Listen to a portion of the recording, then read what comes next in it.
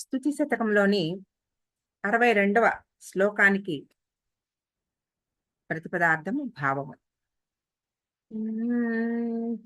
కాళాంబోధ ప్రకర సుషమాం కాంతిభిస్తర్జయంతి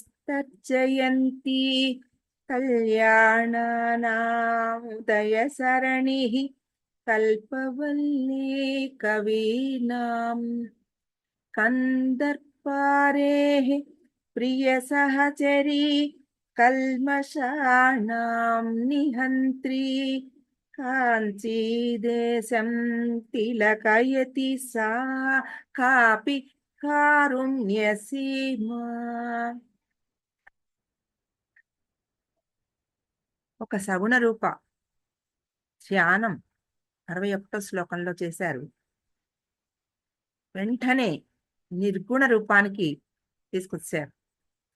అంటే ఒక రూప ధ్యానం నుంచి రూపరహిత ధ్యానానికి ఎలా వెళ్ళిపోవచ్చో, అంటే ఒక సాధకుడిలో రకరకాలుగా భావాలు నడుస్తూ ఉంటాయి. ఒక స్థాయిలో కాసేపు ఆవిడ దర్శనం అవుతున్నట్టు ఉంటుంది, కాసేపు చైతన్యంలోకి మనం ప్రవేశిస్తున్నట్టు మన చుట్టూ ఒక చైతన్య శక్తి ఉండి ఆ శక్తిలోకి మనం ప్రవేశిస్తున్నట్టు, ఆ చైతన్యం మనలో ఉన్నట్టు ఒక అనుభవం కలుగుతూ ఉంటుంది సాధకుడిలో. అటువంటి ఆ భావాలని మనకి చాలా ప్రాక్టికల్ గా చూపిస్తూ ఉన్నారు. ఈ క్షణంలో అమ్మవారిని ఎంత దగ్గరగా వర్ణన చేశారు. ఉపాసే అంటూ ఆవిడ కంటిలో నా రూపం, నా కంటిలో ఆవిడ రూపం అన్నంత దగ్గరగా ఒక వర్ణన చేసి, అంటే కుందస్మేరామను, తర్వాత కుంతలో ధూత భృంగామని, వదన స్మేరాం, ఇట్లా చతురవదనాం, ఇన్ని మాటలు చెప్తూ, అంటే అవన్నీ వర్ణన చేస్తూ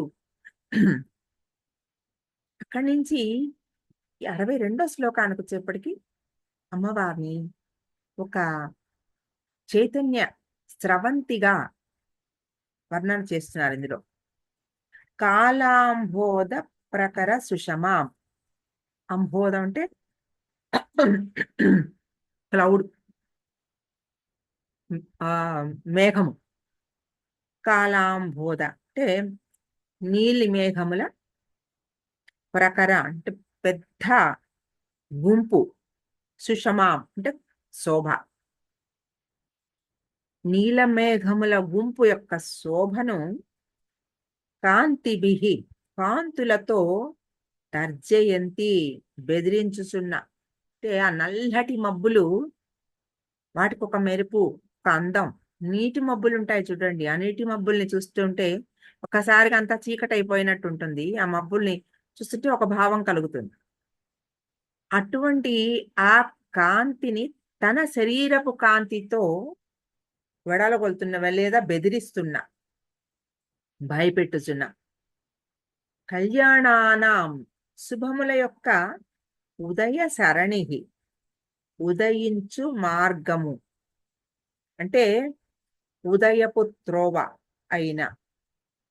కళ్యాణాలు ఎక్కడ, ఎప్పుడు ఆవిడని తలుచుకోగానే కళ్యాణాలు మొదలైతాయి. కాబట్టి ఆవిడే కళ్యాణపు మార్గము, తోవ. ఆ కళ్యాణం అంటే ఒక సూర్యుడు ఉదయిస్తే కాంతి ఎలా వస్తుందో అమ్మవారిని తలుచుకుంటే అటువంటి కళ్యాణ శోభ కలుగుతూ ఉంటుంది. అది ఉదయ సరణి, ఉదయపు త్రోవ అయిన. కవీనాం కవులకు కల్పవల్లి, కల్పలత అయిన. ఇంతకు ముందర శ్లోకంలో కూడా అదే కవికుల గిరాం కల్పవల్లి అన్నారు, ఇక్కడ కవీనాం కల్పవల్లి అన్నారు. కందర్పారేహే శివుని యొక్క, అంటే కందర్ప అరి ఎవరు? కందర్పుడు అంటే మన్మధుడు, అరి అంటే శత్రువు. ఆ మన్మధుడు ఈ శత్రువు ఎవరు? శివుడు. ప్రియ సహచరి ప్రియ భార్య, కల్మషాణం పాపముల యొక్క నిహంత్రి నాశనము చేయునది. సా ఆ కాపి ఒకానొక కారుణ్యసీమ దయ యొక్క అవధి అయిన అమ్మవారు. కాంచీదేశం కాంచీనగర్ ప్రదేశమును తిలకయతి అలంకరించుచున్నది. కారుమేఘాల గుంపు యొక్క కాంతిని బెదిరించుచున్నది, తలదన్నుచున్నది. అంటే కారుమేఘాలుగా చెప్తూ, అంటే కారుమేఘాల కాంతి, మేఘాల్లో కూడా అమ్మవారి శక్తే ఉంది. ఆవిడ తలుచుకుంటేనే ఆ మేఘాలు, వర్షము అన్నీను.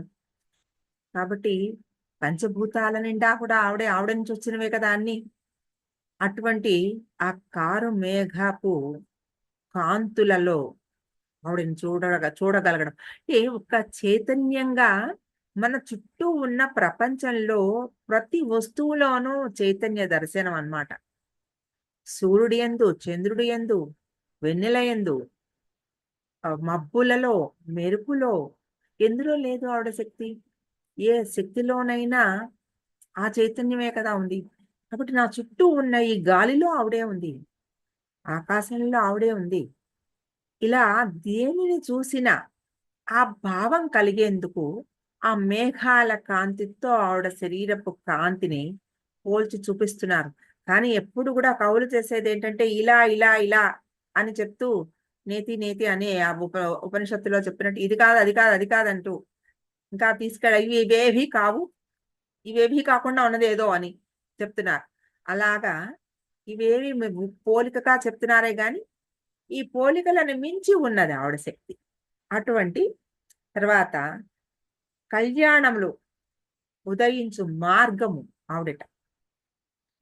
కళ్యాణాలు ఉదయించు మార్గం అంటే ఆవిడని ధ్యానం చేసి ఆవిడను ఉపాసించే మార్గంలోకి ఏ భక్తుడు ప్రవేశిస్తాడో ఆ కళ్యాణాల మార్గంలోకి ఆ భక్తుడు వెళ్ళిపోయినట్టే. అంటే ఉదయం జరిగినట్టే, సూర్యకాంతి ప్రవేశించినట్టే, అటువంటి అమ్మవారి అనుగ్రహం ప్రవేశించినట్టే. అది కళ్యాణములు ఉదయించు మార్గం అమ్మవారు అని చెప్పడంలో అది కళ్యాణానాం ఉదయ సరణి అనే పదానికి అది అర్థం. కవులకు కల్పవల్లి ఇంతకు ముందర చెప్పుకున్నాం కదా. ఏ విషయాన్నైనా అలవోకగా అవలీలగా అత్యద్భుతమైన పలుకులతోటి, మధుర వాక్యాలతోటి ప్రసరింపజేయగలిగిన శక్తిని ప్రసాదించటంలో కవులకు ఆవిడ కల్పవల్లి. అటువంటి అద్భుతమైన శక్తిని ప్రసాదిస్తుంది. రాముడి గురించి చెప్తారు, ఒక 5 విశేషణాలు చెప్తారు. పూర్వభాషి, మితభాషి, మృదుభాషి, స్మితభాషి, మితభాషి, స్మితభాషి, ప్రియభాషి, ఇన్ని విశేషణాలు చెప్పారు. అంటే పూర్వభాషి అంటే ఏమిటి? వాళ్ళు నన్ను పలకరిస్తే చూద్దాంలే అనుకోరు. రాముడే ముందర పలకరిస్తాట ఎవరినైనా. పూర్వభాషి మృదుభాషి, మృదువుగా పలుకుతాట. ప్రియభాషి వాళ్ళకి ప్రియమైన పలుకులు. స్మితభాషి నవ్వుతూ పలకరిస్తాట. మితభాషి ఎన్ని విషయాలు చెప్పాలో, ఎంత చెప్పాలో అంతే. అవి ఈ 5 కూడా ప్రతి వారికి వాళ్ళ భాషలోకి, వాళ్ళ భాషణంలోకి తీసుకోవలసిన విషయాలు నిజంగా. అటువంటి అద్భుతమైన లక్షణాలు ఆ భాషణ అంటే చెప్పడంలో కావాలి. ఇవి అల్టిమేటు ఒక అద్భుతమైన కవుల్లో ఉంటాయి. మరి ఇంతకాలంగా ఆ శ్లోకాలు ఇలా చదువుకుంటున్నాము, ఇలా నిలబడి ఉన్నాయి అంటే సౌందర్య లహరి గాని, ఈ మూకపంచతి గాని, ఇంకో గాని ఏవైనా ఇలా నిలబడి ఉన్నాయంటే వాటి అర్థం ఏమిటి? అలా అమ్మవారు వారి చేత పలకింప చేసిన విషయాలు కదా. కాబట్టి ఎంతటి గుహ్యమైన, కఠినమైన విషయాలనైనా అలవోకగా చెప్పగలిగే ప్రజ్ఞని వాళ్ళకి ప్రసాదించేది. కాబట్టి ఆవిడ కవి కవీనాం కల్పవల్లి ఆవిడ. తర్వాత కందర్పారే, కందర్పుడు అంటే మన్మధుడు, ఆయన యొక్క శత్రువు ఆయన శివుడు. ఆయన యొక్క ప్రియ సహచరి, ఆయనకి ప్రియంగా ఆయనతో ఉండే సహచరి. సహచరి అంటే ఆయనతో సమంగా చరించేది. ఏ విషయంలోనూ ఎక్కడా ఎక్కువ తక్కువల లేని, పొరపత్యాలు లేని అటువంటి ఆవిడని సహచరి అన్నారు. అటువంటి ఆయనలో ఏ క్వాలిటీస్ ఉన్నాయో ఆయనకి ఏం చెప్పుకుంటాం అన్నీ ఆవిడకి కూడా ఉన్నాయి కదా! అటువంటి కందర్పారేహే ప్రియ సహచరి. ఆయనకి చాలా ఇష్టమైన అటువంటి సహచరి. ఆవిడ కల్మషాణం నిహంత్రి. ఇక్కడ కందర్పారేహే ప్రియ సహచరి ఈవిడ ఒక జీవి యొక్క కల్మషాణం నిహంత్రి. కల్మష కల్మషాణం అంటే అవి ఏమేమి వస్తాయంటే పాపాలు, దోషాలు, తర్వాత ఒక కొరత, లోపం, వెలితి, కష్టాలు ఇవన్నీ కూడా ఆ కల్మషంలోకి వస్తాయి. చాలా అంటే ఒక మనిషి తన గురించి తను ఆలోచించుకుంటుంటే తనకి లేనివి చాలా ఎక్కువ లిస్ట్ కనబడుతుంది ఎప్పుడు. ఒక కొరత, ఒక లేమి, ఒక లోటు ఎప్పుడు ఇది అవ్వలేదు, అది అవ్వలేదు. అది కూడా కల్మషమే. ఎప్పటి ఎప్పుడు నాకు అన్నీ ఉన్నాయి. అన్నిటి మించి నాకు అమ్మవారి అనుగ్రహం ఉంది అనుకున్న ఒక భక్తుడికి లోటేముంది? అమ్మ దయ ఉంటే అన్నీ ఉన్నట్లే అని ఎప్పుడు అన్ని చోట్ల మనం చదువుతుంటాం. అంతే కదా! ఆవిడ దయ ఉంటే అంతా ఉన్నట్టే కదా! అటువంటి ఆ కొరతని, తర్వాత కష్టాలు ఏవో ఇది నేను అనుకున్నాను అవ్వలేదు. నాకు ఇలాంటి కష్టం వచ్చింది. తీరలేదు. ఇటువంటి ఏవో బాధలు, భయాలు, ఆందోళనలు ఇవన్నీ కూడా కల్మషాణం అందులోకొచ్చేస్తాయి. వాటన్నిటిని కూడా నిహంత్రి నాశనమే చేస్తుంది ఆవిడ అంతా. అటువంటి డిస్ట్రాయర్ ఆవిడ. ఆ కల్మషాలని డిస్ట్రాయ్ చేసేసేది ఆవిడ. అటువంటి ఆవిడ కాంచీ దేశం తిలకయతి. అంటే మనిషి నుంచుంటే అన్నిటికన్నా పైన ఉండేది మొహం. ఈ మొహంలో కూడా కొట్టొచ్చినట్టుగా కనబడేది మొహంలో ఉన్న ఆ తిలకం. అటువంటి కాంచీ నగరానికే తిలకం ఆవిడ. ఆ ఆవిడ వల్లనే కాంచీ నగరం అటువంటి అద్భుతమైన ఒక స్థితిని పొంది ఉన్నది ఆవిడ ప్రవేశం వలన. కాబట్టి అటువంటి అన్ని అలంకారాల్లోనూ శ్రేష్టమైంది తిలకం. అటువంటి ఆ తిలకంగా భాసిస్తోంది ఆవిడ కాంచీ నగరానికి. ఆ ప్రాంతాన్ని అలాంటి ఒక గొప్ప విశేషమయంగా చేసింది ఆవిడ. తర్వాత కారుణ్య సీమ, అవధి లేని కరుణా సముద్రం. అంటే అసలు అది ఎంత అంటే ఎవరు ఎంత తీసుకున్నా అది తరగదు. అది ఎప్పుడు దానంతట అదే నిండిపోతూ ఉంటుందన్నమాట. అటువంటి ఆ కరుణా సముద్రం ఆవిడ. దానికి ఎల్లలు లేవు. ఇక్కడి నుంచి ఇక్కడ వరకు ఉంది, ఇంత ఉంది అని ఒక లెక్క కొలత చెప్పగలిగినది కాదు. ఎల్లలు లేనిదన్నమాట. అటువంటి ఒక కారుణ్య సీమ. ఎంత పొందినా అది తరగదు. ఎంత ఇచ్చినా ఆవిడ అక్కడ నిండిపోతూనే ఉంటుంది ఆవిడకది. అటువంటి ఆవిడ. ఇందులో ఎక్కడ అవయవాల వర్ణన లేదు. ఆవిడ కళ్ళు ఇలా ఉన్నాయని ఇంతకు ముందర శ్లోకంలో చెప్పినట్టుగా ఆవిడ అంటే సగుణ రూప వర్ణన లేదు. నిర్గుణానికి తీసుకొచ్చేసారంటే చైతన్యం.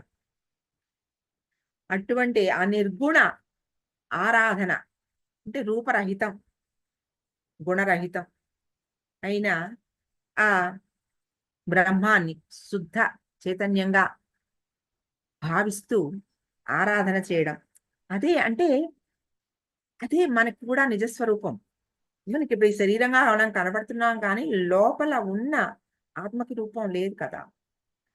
ఈ రూపంతో మనం లిమిట్ అయిపోయాం.